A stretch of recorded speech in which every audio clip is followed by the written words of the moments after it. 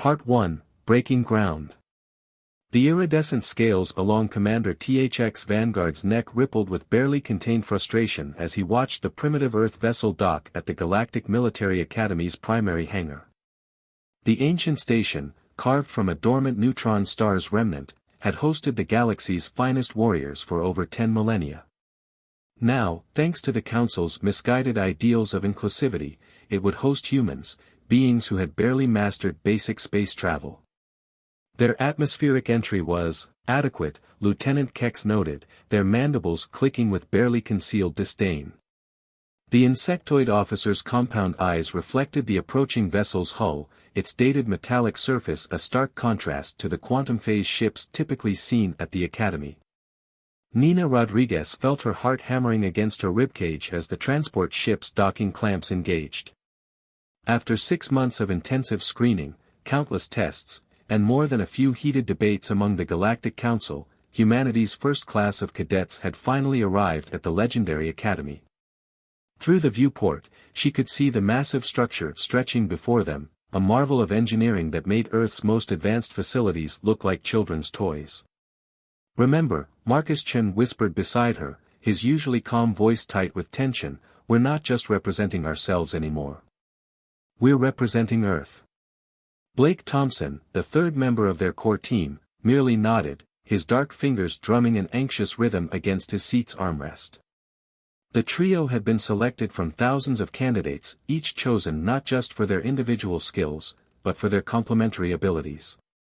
Nina's unprecedented adaptability, Marcus's tactical genius, and Blake's engineering intuition had earned them this opportunity, though many in the galaxy seemed to think it was handed to them out of pity. The airlock cycled with a hiss, and Admiral Brightstar's crystalline form shimmered into view. The Admiral's species, the Lumini, were living crystals, their bodies refracting light in ways that humans found both beautiful and disorienting.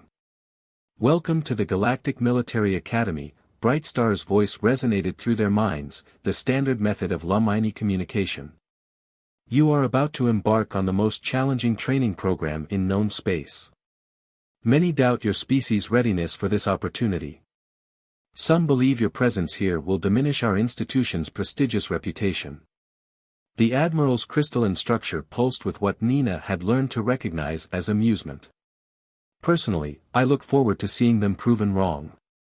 Commander THX's scales shifted to a deep purple, a clear sign of disapproval in his species. "Admiral, with all due respect, these humans haven't even mastered basic quantum manipulation. How can they possibly dash?" "Commander," Brightstar interrupted, their crystalline form flashing sharply, "I suggest you reserve judgment until after their initial assessments." "Speaking of which..." The Admiral's form sparkled with what might have been mischief. "I believe the crucible is prepared." THX's scales paled. "Admiral, surely you don't intend to start with dash." "I do indeed. After all, Commander, if they're truly not ready for the Academy, better to know now, wouldn't you agree?" The Crucible, as Nina and her fellow cadets would soon learn, was the Academy's legendary testing ground, a massive chamber capable of simulating everything from zero-gravity combat to temporal displacement scenarios. It was typically reserved for final-year cadets, not newcomers on their first day. As they were led through the Academy's winding corridors, Nina couldn't help but notice the stark contrast between their basic uniforms and the advanced metamorphic suits worn by other species. Various alien cadets watched their procession with reactions ranging from curiosity to outright derision. A group of Centurions, humanoid beings known for their superior strength and martial prowess, made a show of testing their power gauntlets as the humans passed. "Primitive species shouldn't play with advanced tech," one of them sneered in heavily accented Standard Galactic. "Might hurt themselves." Nina felt Marcus tense beside her, but she placed a restraining hand on his arm. They hadn't come this far to be provoked into a confrontation on their first day. Besides, she had a feeling they'd have plenty of opportunities to prove themselves soon enough. The Crucible lived up to its name. The chamber was massive, its walls lined with technology far beyond human understanding. As they entered, Nina noticed how Commander THX and Lieutenant Kex exchanged what appeared to be knowing looks. They were expecting, perhaps even hoping, to see the humans fail. "Your first test is simple," Admiral Brightstar announced, their crystalline form refracting the chamber's light in complex patterns. "Survive." Before any of the human cadets could respond, the chamber's gravity reversed. Nina's stomach lurched as she was suddenly falling upward, along with her fellow cadets. Around them, the chamber's walls began to shift and transform, creating an ever-changing maze of obstacles and challenges. Most species would have panicked. Many would have frozen in shock. But humans, as the galaxy was about to learn, had a unique advantage: they were adaptable. Incredibly, frustratingly, impossibly adaptable. Nina's mind raced as she assessed their situation. Earth's varying gravity zones during training had prepared them somewhat for this, but this was different. The gravity wasn't just shifting, it was fragmenting, creating pockets of varying gravitational forces throughout the chamber. "Marcus," she shouted, watching as her friend twisted in mid-air to avoid a suddenly materializing barrier. "Remember the variable gravity training in the Himalayas?" A grin spread across Marcus's face as understanding dawned. During their preparation for the academy, they'd spent months training in specially designed chambers that simulated varying gravitational conditions. While other species relied on their natural abilities or technological assistance to handle such situations, humans had learned to adapt their bodies and minds to rapidly changing conditions. Blake was already in motion, his engineering background helping him spot patterns in the chamber's transformations. "The barriers are following a quantum probability curve," he called out. "Nina, 3 o'clock." Nina twisted just in time to avoid a barrier that materialized exactly where Blake had predicted. The three humans began to work in concert, calling out patterns and warnings to each other as they navigated the increasingly complex challenges. From the observation deck, Commander THX watched with his scales shifting through various colors of disbelief. The humans weren't just surviving, they were learning, adapting, and even beginning to predict the chamber's patterns. "Impossible," Lieutenant Kex chittered, their mandibles clicking rapidly. "They're performing at level 3 adaptation rates. No primitive species has ever." "Perhaps," Admiral Brightstar's mental voice resonated with satisfaction, "we need to reconsider our definition of primitive." As the test continued, Nina and her fellow cadets began to showcase exactly why humanity had been chosen for the academy. Where other species relied on natural advantages, wings, telekinesis, or advanced technology, humans demonstrated an almost supernatural ability to adapt and overcome. They turned their supposed weaknesses into advantages, using the varying gravity fields to build momentum, treating each new obstacle as a puzzle to be solved rather than a barrier to be feared. The chamber's difficulty continued to increase, but so did the humans' effectiveness. Nina found herself moving with increasing confidence, her body adapting to the changing conditions with an ease that surprised even her. Marcus's tactical mind was already identifying patterns in the chaos, while Blake's engineering insight helped them understand and exploit the chamber's mechanics. After what felt like hours but was probably only minutes, Admiral Brightstar finally called an end to the test. As the chamber returned to normal, Nina, Marcus, and Blake found themselves standing among the scattered remnants of various obstacles, breathing hard but very much alive. "Well," Admiral Brightstar's mental voice carried a distinct note of satisfaction, "I believe that answers some initial questions about their readiness." Commander THX's scales had settled into a confused mixture of colors. "They adapted," he admitted reluctantly. "But one test doesn't prove dash." "Of course not," the Admiral agreed. "Which is why tomorrow we begin their real training. After all, if they can achieve this much with their primitive capabilities, imagine what they might accomplish with proper instruction." As Nina and her fellow cadets were led to their quarters, she caught fragments of conversations from other species, their tones notably different from the derision they'd faced earlier. They hadn't just survived the crucible, they'd changed some minds in the process. That night, as she lay in her assigned pod, staring out at the unfamiliar stars through her quarter's viewport, Nina couldn't help but smile. They'd taken their first step toward proving humanity's worth to the galaxy, but she knew this was just the beginning. Tomorrow would bring new challenges, new obstacles, and new opportunities to show that humans belonged among the stars. In the Academy's central control room, Admiral Brightstar reviewed the data from the day's test, their crystalline form pulsing with quiet satisfaction. Commander THX stood nearby, his scales still shifting through confused colors. "You knew," THX accused quietly. "You knew they would perform like this." "I suspected," Brightstar corrected. "Humans are unique, Commander. They lack the natural advantages of other species, yes. But perhaps that very lack is what makes them extraordinary. They've spent their entire history adapting, overcoming, surviving against odds that should have destroyed them. And now they're here," THX finished, his scales settling into a thoughtful blue. "To learn our ways." "No, Commander," Brightstar's form sparkled with amusement. "They're here to show us new ones." As the Academy's artificial night cycle began, the first class of human cadets slept, unaware that they had already begun to change the very institution they had just entered.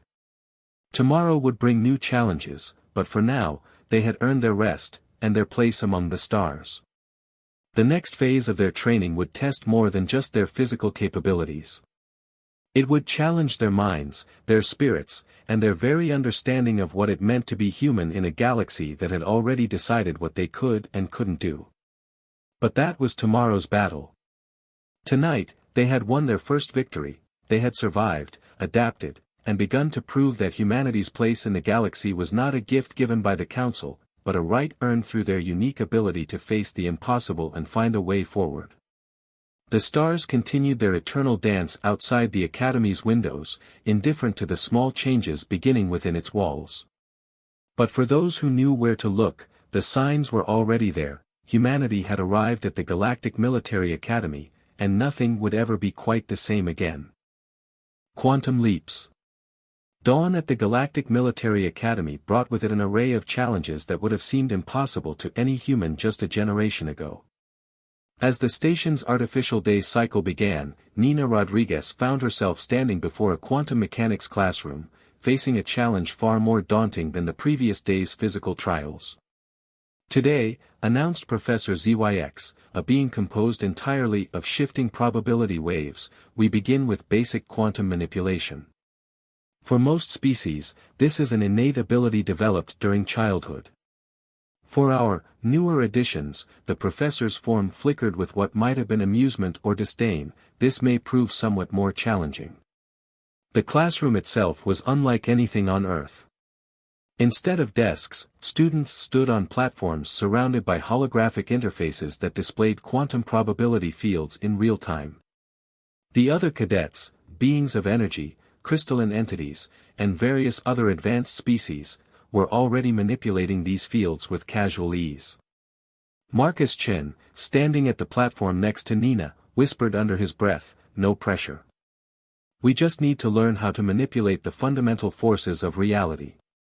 Should be easier than high school physics, right?" Blake Thompson, at another nearby platform, was already deep in concentration, his engineering background helping him approach the problem from a mathematical perspective. "The quantum fields respond to conscious observation," he muttered. "It's like Schrödinger's cat, but we're the observers and the cat at the same time." Professor ZYX's form condensed into something approximating a humanoid shape. "Perhaps a demonstration is in order.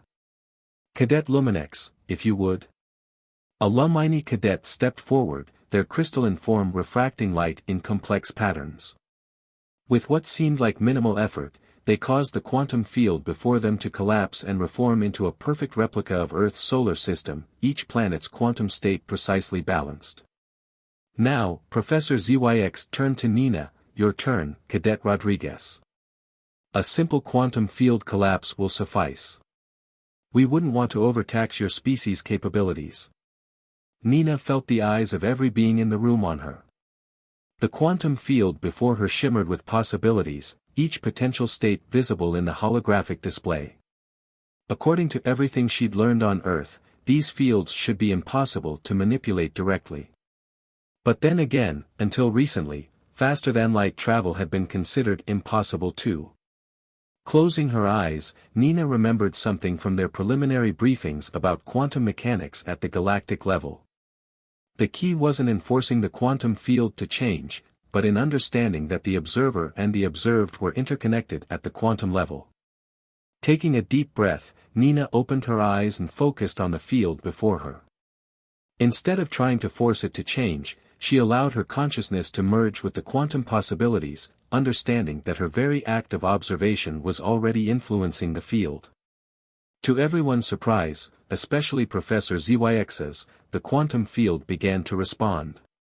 It wasn't the smooth, practiced manipulation demonstrated by the Lumini cadet, but the field was definitely collapsing into a more ordered state. Fascinating, Professor Zyx's form rippled with genuine interest.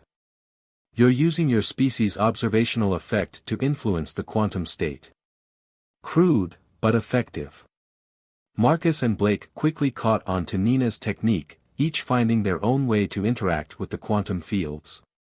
Marcus approached it like a tactical problem, predicting and influencing probable outcomes, while Blake applied his engineering mindset to understand the underlying mechanics. From the observation deck above the classroom, Commander THX watched with his scales shifting through shades of reluctant impression. "They're actually learning quantum manipulation," he remarked to Admiral Brightstar, who had joined him to observe the class. "Without any natural quantum-sensitive organs or neural pathways." Indeed, Brightstar's crystalline form sparkled with satisfaction. "They're approaching it in a completely unexpected way. Rather than using innate abilities, they're essentially teaching themselves to become quantum observers on a conscious level. It's never been done before." As the class progressed, the human cadets continued to surprise their instructors and fellow students. While they couldn't match the natural abilities of species born with quantum manipulation capabilities, they were developing their own unique methods of interaction with quantum fields. During the lunch break, Nina, Marcus, and Blake gathered in the Academy's celestial cafeteria, where food was created through matter replication technology. As they ate their Earth-approximated meals, they discussed the morning's lessons. "It's like learning to see a new color," Marcus said, attempting to manipulate a quantum field around his drinking cup. "Once you understand that you're already part of the quantum system, it becomes easier to influence it." Blake nodded, his engineer's mind already racing with possibilities. "We're basically hacking quantum mechanics. Instead of using natural quantum organs like other species, we're creating conscious quantum observers out of our regular brains." Nina was about to respond when a group of Centurion cadets approached their table. She recognized mind over matter. The Academy's Psi-training chamber hummed with an otherworldly energy as Nina Rodriguez faced her most challenging test yet. After 2 weeks of surprising progress in quantum mechanics, the human cadets were about to tackle something even more fundamental to advanced galactic warfare: psychic combat. "Your species has no natural telepathic abilities," stated Instructor Ven, Mentari, whose translucent skull revealed the complex neural networks of their highly evolved brain. "This should be interesting." Nina stood in the center of the chamber, surrounded by floating psi sensors that measured even the faintest mental emanations. Around the room, other cadets watched with varying degrees of skepticism and curiosity. The Mentari were known throughout the galaxy as the masters of mental warfare, and many wondered how humans could possibly compete in this arena. "Begin with a simple mental probe," Instructor Ven directed, their thoughts resonating directly in everyone's minds. "Focus on the sensor nearest to you and attempt to make contact." Nina closed her eyes, remembering their earlier successes with quantum manipulation. If humans could learn to consciously influence quantum fields, perhaps they could also learn to project their thoughts. She concentrated on the floating sensor, trying to extend her consciousness toward it. Nothing happened. As expected, a Centurion cadet sneered. "Their brains are too primitive for psionic interaction." But Admiral Brightstar, watching from the observation deck with Commander THX, noticed something unusual in the sensor readings. "Look at the neural pattern analysis," they directed, their crystalline form pulsing with interest. THX's scales shifted to a curious blue as he studied the data. "That's impossible. Her brain is adapting. Creating new neural pathways in real time." Down in the chamber, Nina remained focused, unaware of the extraordinary changes taking place in her brain. She remembered reading about Earth's research into neuroplasticity, the brain's ability to form new neural connections throughout life. What if she could accelerate that process somehow? Marcus Chen, watching from nearby, suddenly understood what his friend was attempting. "Nina," he called out, "remember the quantum observer effect. We're not just trying to send thoughts, we're part of the mental field itself." The insight clicked. Just as they had learned to influence quantum fields by understanding their role as observers, perhaps they could influence the mental plane by understanding themselves as part of it. Nina shifted her approach, stopped trying to project thoughts and instead opening herself to the existing mental currents in the room.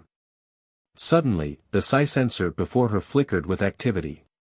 "Remarkable," Instructor Ven's mental voice carried genuine surprise. "She's not generating a traditional telepathic field. She's harmonizing with the existing psionic environment." As Nina continued to experiment with this new approach, Marcus and Blake began developing their own techniques. Marcus discovered he could use his tactical thinking to predict and influence mental patterns, while Blake applied his engineering mindset to understand the mechanics of psionic energy flow. "They're turning their greatest weakness into a strength," Admiral Brightstar observed. "Without natural telepathic abilities, they're forced to understand the fundamental nature of mental interaction in ways our species never needed to explore." The breakthrough led to rapid advancement in other areas. During combat training, the human cadets learned to combine their developing psionic awareness with their physical capabilities, creating hybrid techniques that caught their instructors off guard. During one particularly intense training session, Nina found herself facing off against a Centurion cadet in a simulated battlefield. The Centurion, naturally stronger and equipped with advanced battle armor, expected an easy victory. But Nina's newly developed abilities allowed her to sense her opponent's intentions moments before they acted, while her human adaptability let her adjust her strategy in real time. "Your species relies too much on technology," the Centurion taunted, activating their power gauntlets. "Without your tools, you're nothing." Nina smiled, remembering something Blake had said during their late-night study sessions: "Sometimes the best technology is knowing how not to need it." The battle that followed left the observing instructor speechless. While the Centurion's attacks were technically perfect, Nina's combination of physical adaptability, quantum awareness, and developing psionic sense allowed her to stay one step ahead. She didn't just dodge attacks, she seemed to flow around them, using her opponent's strength against them in ways that seemed to defy physics. "She's utilizing all three domains simultaneously," Commander THX realized, his scales shifting to an impressed gold. Physical combat, quantum field manipulation, and psionic awareness, perfectly integrated. The match ended with the Centurion cadet on the ground, their advanced armor systems temporarily disabled by a precisely timed combination of physical strikes and quantum field manipulation. Nina helped her opponent up, demonstrating the human trait that continued to confound many alien species: the ability to be both warrior and diplomat. "Your technique is unorthodox," the Centurion admitted, a newfound respect in their voice. "But effective."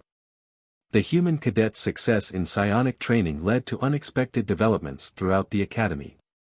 Other species began studying their unique approach, leading to new insights into the relationship between consciousness, quantum mechanics, and psionic energy. The human's necessity to understand these forces from first principles was revealing aspects of mental combat that even the Mentari had never considered. During their off hours, Nina, Marcus, and Blake began sharing their insights with cadets from other species, while learning from their more naturally gifted classmates. This exchange of knowledge led to the development of hybrid techniques that combined the best aspects of different approaches. They're not just learning, Admiral Brightstar noted to the Academy's governing council during a progress review. They're catalyzing evolution in our training methods. Their very presence is pushing us to reconsider principles we've taken for granted for millennia. But not everyone was pleased with these developments. A faction within the Academy, led by several traditional instructors, worried that the integration of human techniques would dilute the purity of their ancient training methods. They began advocating for stricter adherence to conventional approaches, setting the stage for a conflict that would test more than just the human cadets' abilities. As Nina lay in her quarters that night, processing the day's events, she received an unexpected visitor. Professor ZYX, their quantum mechanics instructor, appeared as a shimming probability wave. "Your species continues to surprise us," they said, their form fluctuating thoughtfully. "We assumed teaching you advanced techniques would be about helping you overcome your limitations. Instead, you're teaching us about limitations we never knew we had." Nina sat up, curious. "What do you mean? Your species' greatest strength isn't your adaptability, though that is remarkable. It's your ability to see paths that our more advanced capabilities have blinded us to. We've relied on natural gifts for so long, we've forgotten what it means to truly understand the forces we manipulate." The professor's form condensed slightly, becoming more focused. "Tomorrow, we begin advanced combat integration training. The traditional instructors believe this will finally prove that humans don't belong here. They've designed the test specifically to require natural abilities that your species lacks." "And what do you believe?" Nina asked. The quantum being's form sparkled with what might have been amusement. "I believe we're about to witness another impossible adaptation. The question isn't whether humans belong at this academy, Cadet Rodriguez. It's whether this academy is ready for humans." As Professor ZYX departed, Nina began preparing for the challenges ahead. She sent messages to Marcus and Blake, knowing they would need to push their hybrid techniques even further. The next phase of their training would put everything they'd learned to the test, but Nina felt a quiet confidence. After all, humanity had spent its entire history doing what other species considered impossible. In the station's central control room, Admiral Brightstar reviewed the training protocols for the next day's tests. Their crystalline form pulsed with concern as they studied the increasingly difficult challenges that awaited the human cadets. "They're ready," Commander THX stated, his scales a determined blue. The change in his attitude toward the human cadets had been gradual but profound. "The tests are designed to be impossible for beings without natural psionic abilities," Brightstar noted. THX's scales shifted to a confident green. "Then they'll find a way to make the impossible possible. It's what humans do." The Academy's night cycle continued, its corridors quiet except for the hum of quantum generators and the distant echoes of psionic energy. Tomorrow would bring new challenges, but for now, the human cadets rested, their minds unconsciously adapting, evolving, preparing for whatever the galaxy might throw at them next. In the vast expanse of space beyond the Academy's walls, the binary stars cast their eternal light across the station's quantum-reinforced hull. Within those walls, a quiet revolution was taking place, not through force of arms or advanced technology, but through humanity's unique gift for finding new ways to overcome the impossible. The impossible test. The Academy's central command chamber erupted into chaos as emergency alerts blared through the quantum communication networks. Nina Rodriguez, along with her fellow human cadets, rushed to their assigned stations as Admiral Brightstar's crystalline form materialized in the center of the room. "A temporal anomaly has been detected in the Andromeda training sector," the Admiral's thoughts resonated with unusual urgency. Several cadets were conducting routine temporal navigation exercises when something went wrong. "We're detecting multiple timeline fractals and quantum destabilization." Commander THX's scales shifted to alarming red. "The chronolocks have failed. We have 7 cadets trapped in temporal flux, including 3 Lamini, 2 Mentari, and 2 Centurions. The situation was unprecedented."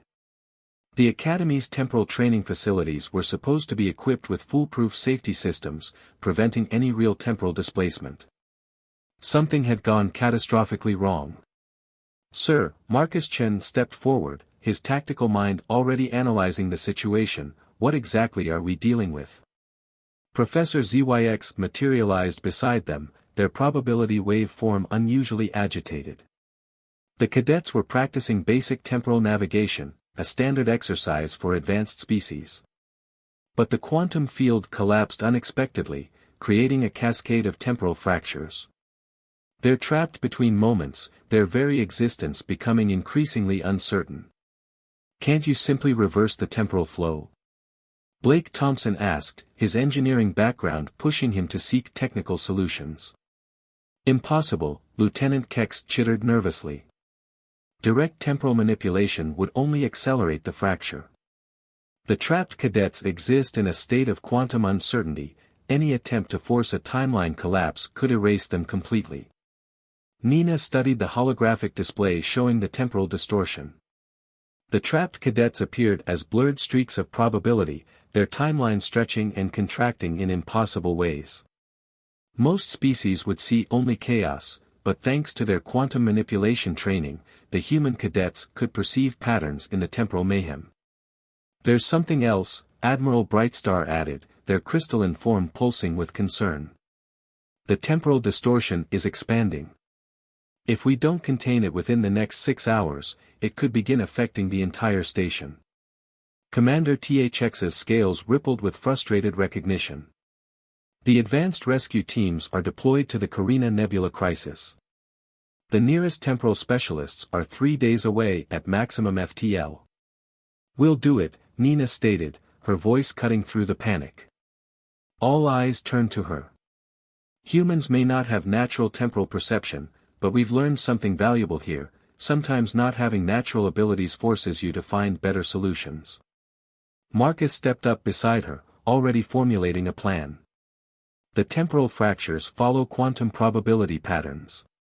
If we combine our quantum manipulation techniques with our psionic awareness, we could perceive the stable points in the temporal flow," Blake finished, his engineering mind racing ahead. "We don't need to manipulate time directly. We just need to understand its current state and work with it." Admiral Brightstar's form sparkled with interest. "Explain." Nina moved to the holographic display, using her newly developed abilities to highlight specific points in the temporal chaos. "Look here, and here. The fractures aren't random, they're following quantum resonance patterns. If we can match these patterns, we could enter the temporal distortion safely," Marcus continued. "Not by forcing our way through, but by becoming part of the temporal probability field itself." Professor ZYX's form condensed with sudden understanding. "Just as they learned to influence quantum fields through observation rather than direct manipulation." "Precisely," Blake nodded. "We don't need to fight the temporal distortion. We need to synchronize with it." The plan was incredibly dangerous. Even species with natural temporal abilities hesitated to interact with unstable time fields. For humans to attempt it seemed like suicide. But as Commander THX studied the temporal readings, his scales shifted to a thoughtful blue. The humans had already proven their ability to adapt to seemingly impossible situations. "I volunteer to lead the rescue team," Nina announced. Marcus and Blake immediately stepped forward as well. "We've trained together," Marcus stated. "We understand each other's techniques. If anyone can synchronize with temporal probability fields, it's us."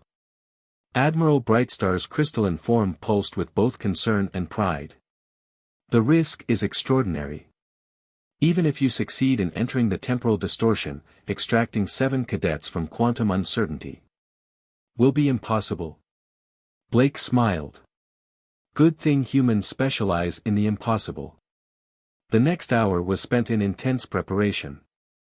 The human cadets worked with Professor ZYX and the Academy's quantum specialists to refine their approach.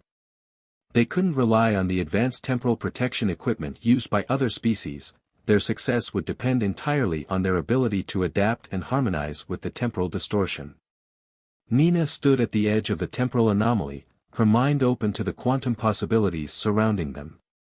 Marcus and Blake flanked her, their consciousness already beginning to synchronize through their shared psionic training. Remember, Professor ZYX instructed, don't try to fight the temporal currents. Observe, understand, become part of the flow. Your consciousness must exist in all potential states simultaneously. Commander THX approached them, his scales a complex mixture of colors. What you're attempting, no species has ever succeeded without natural temporal abilities. Nina met his gaze steadily. Then it's time someone did. The rescue attempt would push every skill they had developed to its absolute limit. They would need to maintain quantum awareness while navigating temporal probability fields, all while keeping their minds linked through their developing psionic abilities. A single mistake would trap them in the same temporal uncertainty as the cadets they were trying to save. As final preparations were made, Admiral Brightstar addressed the rescue team. You've already proven that humanity belongs among the stars. Whatever happens next, remember that. Nina nodded, then turned to her teammates. No words were needed, their shared experiences and training had created a bond that transcended normal communication. Together, they stepped toward the temporal distortion, their minds open to the quantum possibilities, ready to attempt what every advanced species in the galaxy considered impossible. The temporal anomaly pulsed before them, a storm of fractured timelines and quantum uncertainty. But where others saw chaos, the human cadets began to perceive patterns, the subtle rhythms of time itself. Drawing on everything they had learned, they prepared to step into the impossible. In the observation chamber, Commander THX watched as his scales shifted through colors he had never experienced before. "Admiral," he said quietly, "I believe we're about to witness something unprecedented." Admiral Brightstar's crystalline form sparkled with agreement. "Indeed, Commander. We're about to see what happens when humanity's greatest strength, their ability to adapt and overcome, meets the very fabric of spacetime itself." The temporal rescue operation was about to begin, and its success or failure would not only determine the fate of 7 trapped cadets but would also demonstrate whether humanity's unique approach to the impossible could overcome one of the most fundamental challenges in the universe, the very nature of time itself. Breaking time. Stepping into the temporal anomaly felt like diving into an ocean made of possibilities. Nina Rodriguez's consciousness expanded across multiple timelines as she, Marcus, and Blake penetrated the quantum barrier. Their months of training hadn't prepared them for this sensation, nothing could have. Stay focused, Nina's thoughts resonated through their shared mental link, another impossible achievement they'd mastered during their time at the Academy. Remember the patterns. Don't fight the temporal current. Around them, reality fractured into countless possibilities. They saw the trapped cadets, or rather, the quantum probability clouds that represented their uncertain existence. The 3 Lamini cadets appeared as crystalline fractals stretched across multiple timelines, while the Mentari existed as complex neural patterns scattered through temporal space. The Centurions' normally solid forms had become probability waves, their powerful bodies reduced to quantum uncertainty. This is. Marcus's thoughts wavered as he struggled to process the overwhelming sensory input. It's like seeing time itself breathing. Blake's engineering mind was already analyzing the patterns. The temporal fractures are accelerating. We have minutes, maybe less, before the uncertainty becomes irreversible. In the control room, Admiral Brightstar and Commander THX watched the rescue attempt through quantum sensors. The human cadets appeared as 3 points of remarkable stability within the chaos of the temporal storm. "Fascinating," Professor ZYX observed, their probability waveform rippling with excitement. "They're not just surviving in the temporal flux, they're harmonizing with it. Look at their quantum signatures." The displays showed something unprecedented. The human's consciousness had spread across multiple temporal states, but instead of being torn apart by the contradictions, they were somehow maintaining coherence. Their lack of natural temporal abilities had forced them to develop something entirely new, a way of existing within temporal uncertainty itself. Inside the anomaly, Nina felt her way through the quantum currents, using the techniques they developed during their training. "Marcus, can you see the pattern convergence points?" "Got them," Marcus responded, his tactical mind mapping the flows of probability. "The trapped cadets are caught in temporal eddies. If we can synchronize our quantum fields, we could create stability zones," Blake finished. "But we'd have to maintain perfect harmony across all temporal states simultaneously. It was an impossible task, or would have been, for any other species. But humans had spent their entire evolution adapting to impossible situations, and now they were about to attempt their greatest adaptation yet." Nina reached out with her consciousness, touching the nearest temporal eddy where a Lumini cadet was trapped. The crystalline being existed in dozens of potential states simultaneously, each one equally real and unreal. "Remember what Professor ZYX taught us about quantum observation," Nina projected to her teammates. "We're not just observers, we're part of the system. Let's use that." Working in perfect synchronization, the three humans began to align their quantum fields with the temporal currents. Instead of trying to force the trapped cadets back into normal spacetime, they created zones of relative stability within the temporal flux itself. In the control room, alarms began blaring. "The temporal distortion is reaching critical mass," Lieutenant Kex announced, mandibles clicking frantically. "The entire sector will be compromised in 3 minutes." But Commander THX's scales had shifted to a color of hope. "Look at the quantum readings. They're doing something impossible, again." The human cadets had created a network of stable points throughout the temporal anomaly, using their combined consciousness as anchor points. It was like building a bridge across a raging river, except the river was made of time itself, and the bridge existed in multiple realities simultaneously. "Now comes the hard part," Blake projected, his thoughts steady despite the strain. "We need to guide each cadet through the stability network without collapsing the quantum field." One by one, they began the rescue. The Lumini cadets were the first, their crystalline forms naturally attuned to quantum states. The Mentari followed, their advanced minds quickly grasping the concept of temporal navigation through stable points. The Centurions proved more challenging, their physical nature making them less adaptable to quantum uncertainty. But with each successful rescue, the temporal anomaly grew more unstable. By the time they reached the last cadet, the very fabric of spacetime was beginning to tear. "We can't maintain the stability network much longer," Marcus warned, his consciousness stretched to its limit. "The quantum field is collapsing."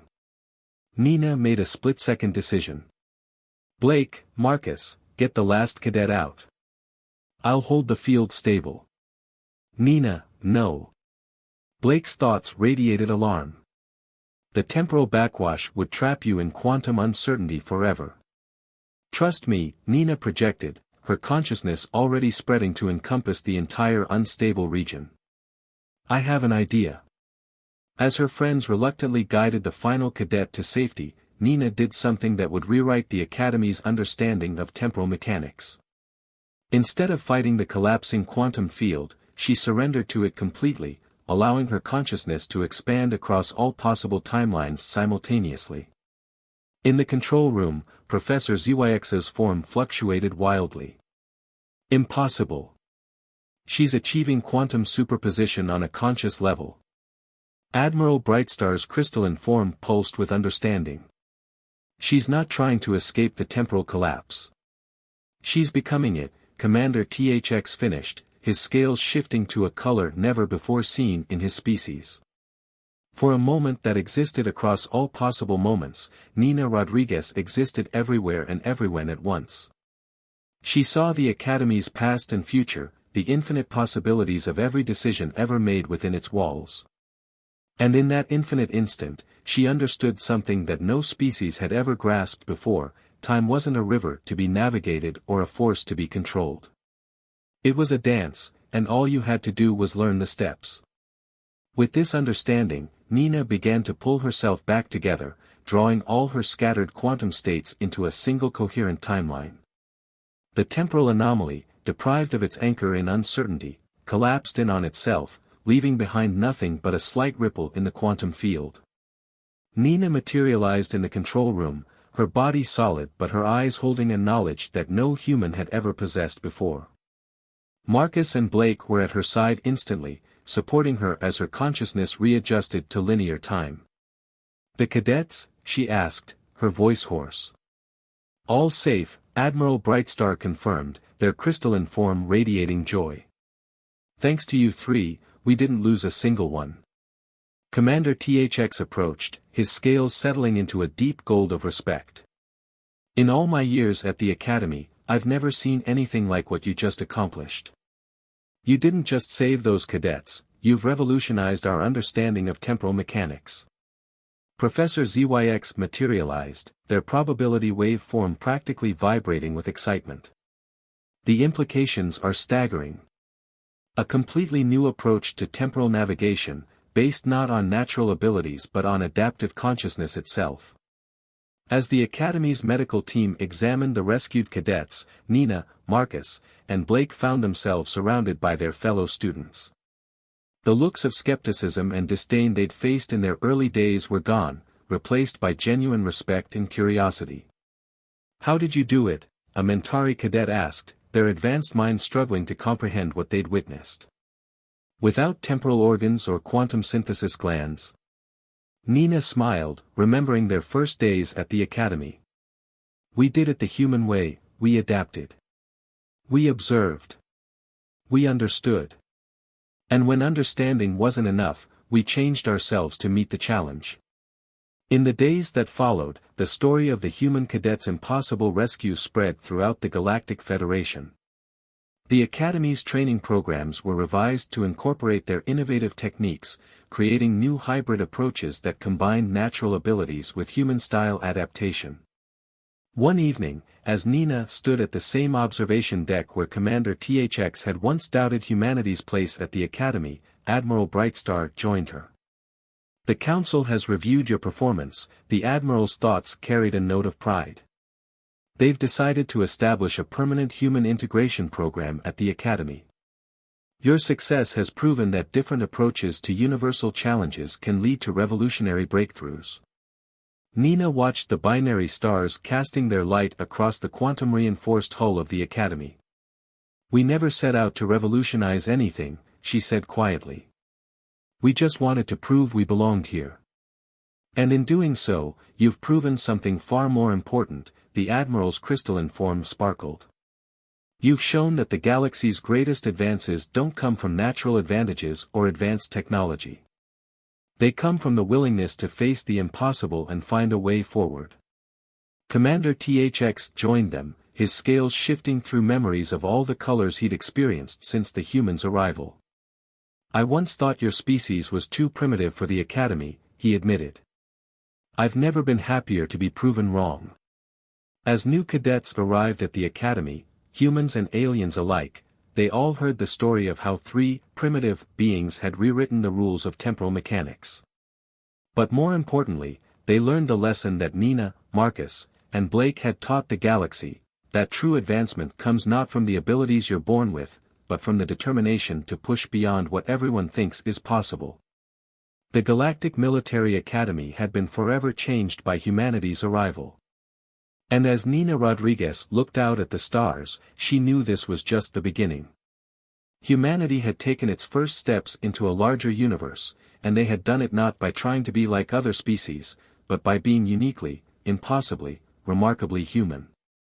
In the quantum fields that permeated the Academy, the echo of their achievement would resonate for millennia to come, a testament to the species that had turned their greatest weakness into their greatest strength, and in doing so, had shown the galaxy a new way to look at the impossible.